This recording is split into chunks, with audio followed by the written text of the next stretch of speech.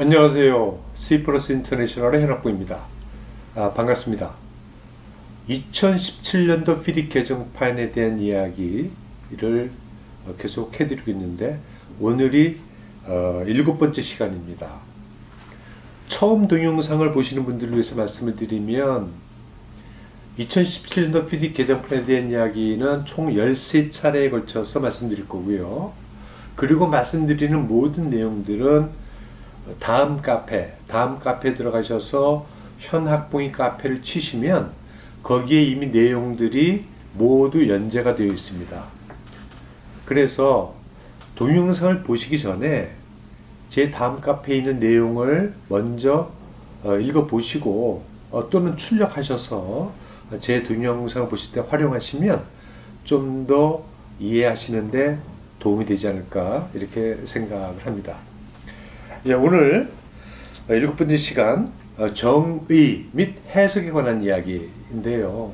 계약을 다룸에 있어서 정의 부분은 definition 이거는 뭐 핵심이라고 얘기할 수가 있어요. 해석을 하는데 정의된 대로 해석을 해야 되는 거거든요. 내 멋대로 내 상식, 내 경험에 의해서 해석하시는 것이 아니고 계약에 정의된 대로 해석을 해야 된다. 그러니까 예를 들면 제가 지금 여기 커피를 타왔는데 계약에 이것이 커피가 아니고 물이다 라고 정의가 되어 있으면 서로 이것이 커피라고 자기는 생각하고 경험을 했다 하더라도 그 계약을 해석할 때는 물이라고 해석을 해야 된다고 하는 거죠. 그러니까 우리가 잊지 말아야 될 것은 계약은 곧 계약 문서고 우리가 구속당하고 또 상대방을 구속해야 될 내용은 바로 계약 문서다. 그걸 가지고 해석하고 적용하는 거다라고 하는 거죠. 그렇기 때문에 내 경험, 내 상식 가지고 계약을 해석하는 것은 굉장히 잘못된 것이다. 쓰여져 있는 대로 그렇게 해석을 하셔야 된다. 그러니까 모든 계약은 달리 쓰여져 있잖아요. 그렇기 때문에 모든 계약은 달리 해석될 수밖에 없다. 그러니까 그냥 보편적인 상식 이런 것들 가지고 계약을 다루려고 하는 그런 태도는 빨리 우리가 이제 버려야 된다. 이렇게 먼저 말씀드릴 수 있을 거고요. 그리고 1999년판하고 2017년도판 개정판하고 어떻게 달라졌는지를 좀 말씀드리면 일단 가장 큰 변화가 그 적용의 문제인데요. 정의된 부분이 어떻게 적용되느냐에 대한 문제인데 1999년도 판에서는 정의된 내용들이 많은 계약 문서들 중에서 계약 조건, 그 계약 조건에만 정의된 내용들이 적용된다. 이렇게 써져 있었어요.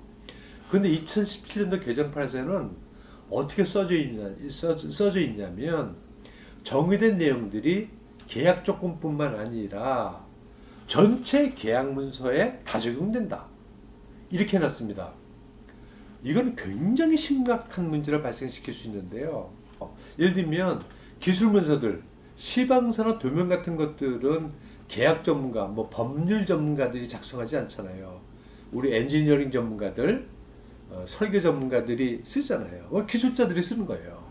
근데 그 기술자들이 계약적 전문성을 갖고 있느냐? 뭐 갖고 있는 분들도 있겠지만 대부분 그렇지 않잖아요. 계약 조건을 해석하는 데는 좀 아마추어적일 수도 있다. 모를 수 있다. 이런 건데 그렇기 때문에 시방서나 도면에 쓰여져 있는 용어는 계약 조건에 정의된 용어와 많이 달랐거든요. 실제로 많이 다릅니다. 그런데 2017년도 PD 개정판 쓸 때는 이제 그렇게 못해요. 기술자들이 자기의 그 경험을 가지고 기술적인 내용을 가지고 정의해서 쓴다.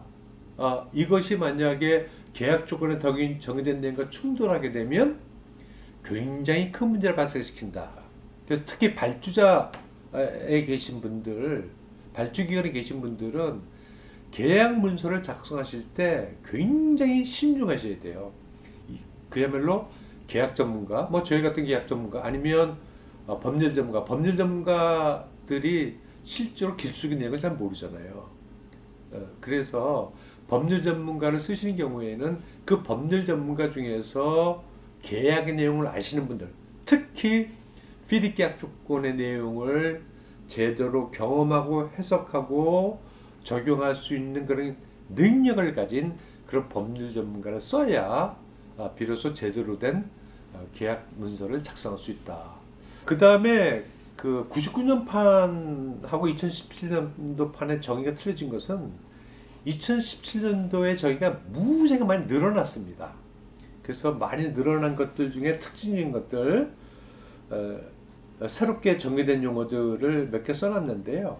뭐 claim 이런 것들도 새롭게 정의가 됐고, dispute, date of completion, no objection, notice, notice of dissatisfaction 이런 것들은 아주 굉장히 중요한 용어들인데 99년 판에 정의가 안 됐었어요. 그런데 2017년도 판에는 이런 것들이 정의가 됐다고 하는 거고, 그 다음에 이제 옐로우북과 실버북 같은 경우에는 performance damages, 이제 옐로우북과 실버북 같은 경우에는 프로세스를 갖고 있는 플랜트 공사, 예를 들면 정유, 화학, 댐, 뭐 이런 공사에 이제 많이 적용되는데, 그런 경우에 예를 들면 그 기계 장치, 공사 목적물의 성능 보장이 굉장히 큰 문제가 되잖아요.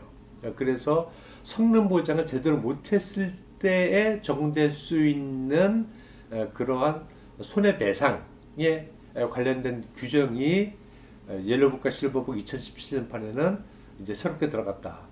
그 다음에 코스트 플러스 프로핏을 새롭게 정의를 하고, 계약 조건에 달리 규정을 하지 않고 있다면 프로핏 마진을 5%로 한다라고 이렇게 정의를 하고 있습니다. 이것은 이제 핑크북, 은행용 계약 조건에는 이미 들어가 있던 정의 조항이었어요. 그런데 99년 판, FDIC 99년 판에는 프로핏에 대해서 특정 어떤 요율을 정의하지 않고 있다가 2017년도 판에는 핑크북과 마찬가지로 특별히 달리 발주자와 시공자가 합의된 요율이 없다면 그러면 5%로 강제하겠다. 이것이 새롭게 들어가고 있고요. 그 다음에 용어를 좀 변경한 경우도 있는데, 1999년도 판에는 불가항력, 그걸 force maure라고 하는 용어를 썼었는데, 2017년도 개정판에서는 force maure라고 하는 용어를 exceptional event라고 하는 용어를 바꿨고요.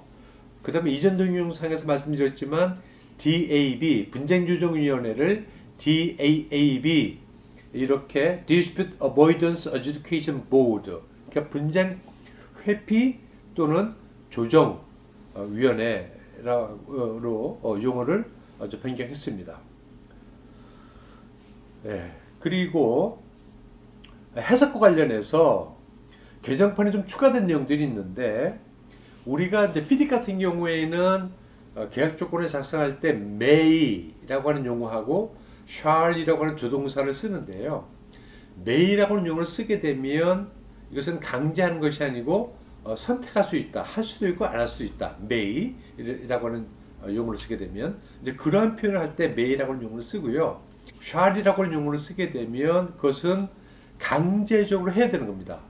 이것은 안 하면 안 되는 거야. 안 하게 되면 불이익을, 계약적 불이익을 당하게 하는 그러한 경우에 shall이라고 하는 그러한 용어를 쓰도록 하고 있다라고 하는 거고, 그 다음에 이제 consent라고 하는 용어를 쓰고 있는데, consent라고 하는 것은 이전 1999년 판에서 approval, 승인 또는 consent, 동의라고 이렇게 나눠 쓰고 있던 것을 2017년도 개정판에서는 approval이라는 용어를 더 이상 쓰질 않아요. 왜냐하면 이게 그 어떤 특정 국가의 법률에 보면, 적용법에 보면 approval, 승인이라고 하는 용어를 쓰게 되면 승인한 자가 더 이상 책임을 물을 수 없는 이제 그러한 법들이 있거든요. 그렇기 때문에